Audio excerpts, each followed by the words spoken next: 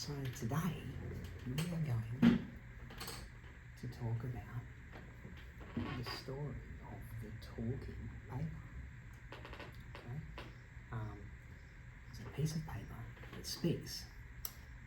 So once there was a farmer, and he had a friend across the other side of the village who was very ill, and he felt really concerned about his friend in the village. So he decided that he was going to send him some fruit.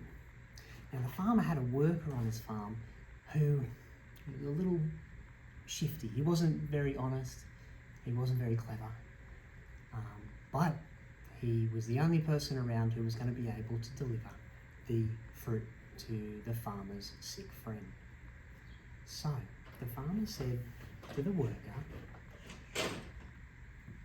I've got I've got 5 pieces of fruit that I'd like you to deliver to my sick friend across the village. And so the farmer counted in the fruit. 1, 2, 3, 4, 5 pieces of fruit, and he also slipped a little piece of paper in to the bottom. And he gave that to the worker. And the worker looked at the basket. He didn't really know what the piece of paper was all about, but he loved fruit. So the worker picked up the basket and he started across the village. And when he was about halfway across the village, he looked down at the basket of fruit and he thought, oh, that pear looks delicious. I think maybe I'm gonna, if I eat the pear, no one will know. No one's watching.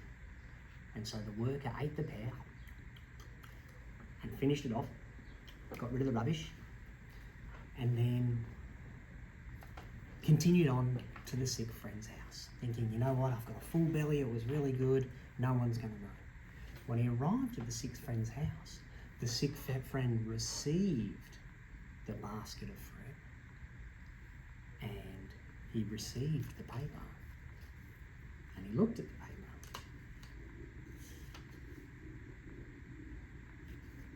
And he was a bit cranky with the worker. And he said, there's supposed to be 5 pieces of fruit in here. And the worker suddenly felt very guilty. And he raced back to the farm feeling terrible. A few days later, the farmer was thinking of his sick friend, and he thought, it's been a few days, he's probably finished his fruit. I'm going to send him some more. And so the farmer took 1, 2, 3, 4, 5 pieces of fruit and put it in the basket. And he slipped another piece of paper underneath the fruit.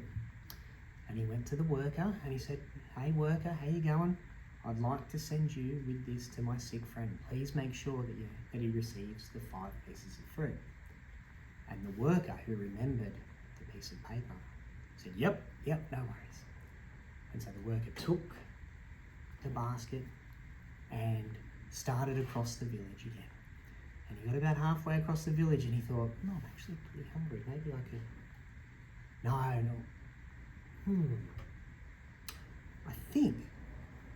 I think the paper saw me. And that's how the sick friend knew that it was the wrong number of pieces of fruit. So before I do anything, I'm going to get this paper and slip it under a rock so it can't see me. And then I'm going to eat my pear,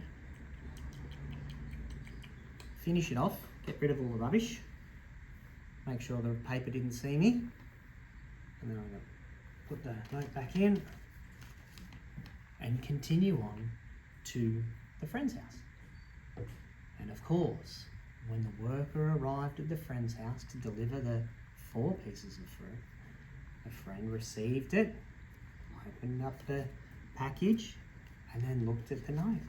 And the piece of paper said, oh, well, he looked at the note.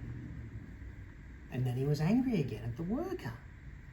So there's supposed to be 5 pieces of fruit. And the worker was completely perplexed. How could that piece of paper know that I'd eaten the fruit. It didn't see me. And that's because on the piece of paper,